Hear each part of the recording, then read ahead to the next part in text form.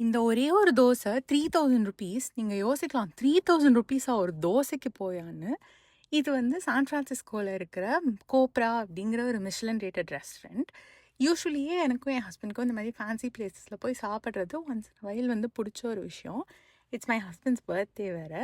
So of course we decided to go lil extra and fancy. இந்த place சூப்பராக இருந்தது. ஆப்படைசர்ஸ்க்கு we got the Maddur vada. அது வந்து ரா மேங்கோ சட்னியோடு வந்தது. ரொம்பவே நல்லா இருந்தது, ஆத்தென்டிக்காக இருந்தது. நான் கடைசியாக பெங்களூரில் சாப்பிட்டது அவ்வளோ நல்லா இருந்தது. என் ஹஸ்பண்ட் வந்து ஆஸ் யூஷுவல் மசால் தோசை. நாங்கள் வந்து சங்கீதாவாக இருந்தாலும் சரி, கோப்ராவாக இருந்தாலும் சரி, மசால் தோசை தான் சாப்பிடுவோம்.